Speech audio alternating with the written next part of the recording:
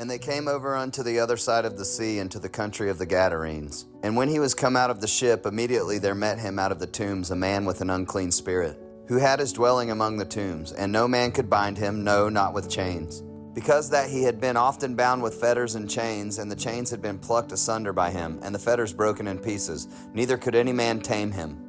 And always, night and day, he was in the mountains and in the tombs, crying and cutting himself with stones.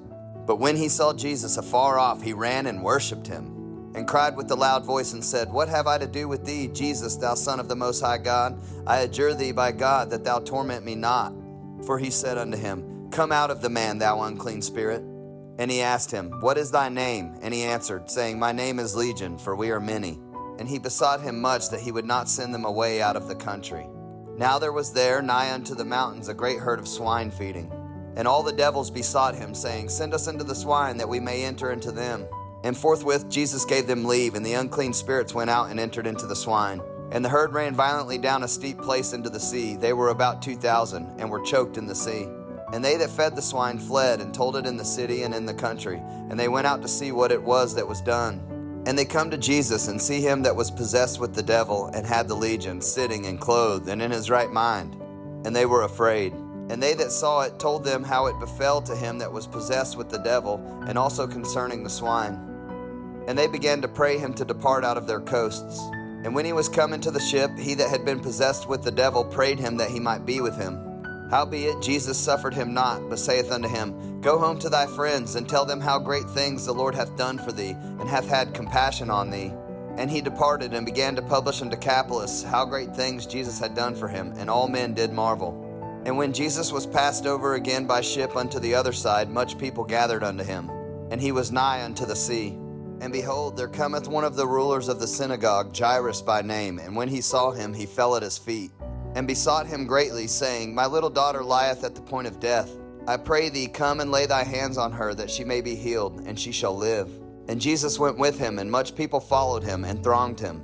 And a certain woman which had an issue of blood 12 years, and had suffered many things of many physicians, and had spent all that she had, and was nothing bettered, but rather grew worse, when she had heard of Jesus, came in the press behind, and touched his garment. For she said, If I may touch but his clothes, I shall be whole. And straightway the fountain of her blood was dried up, and she felt in her body that she was healed of that plague. And Jesus, immediately knowing in himself that virtue had gone out of him, turned him about in the press, and said, Who touched my clothes? And his disciples said unto him, Thou seest the multitude thronging thee, and sayest thou, Who touched me? And he looked round about to see her that had done this thing. But the woman, fearing and trembling, knowing what was done in her, came and fell down before him, and told him all the truth. And he said unto her, Daughter, thy faith hath made thee whole. Go in peace, and be whole of thy plague. While he yet spake, there came from the ruler of the synagogue's house certain which said, Thy daughter is dead. Why troublest thou the master any further?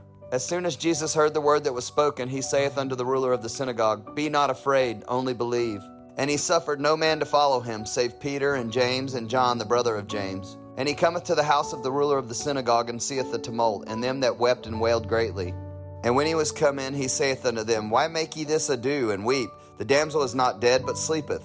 And they laughed him to scorn. But when he had put them all out, he taketh the father and the mother of the damsel, and them that were with him, and entereth in where the damsel was lying. And he took the damsel by the hand, and said unto her, Talitha cumi, which is being interpreted, Damsel, I say unto thee, arise. And straightway the damsel arose and walked, for she was of the age of 12 years. And they were astonished with great astonishment.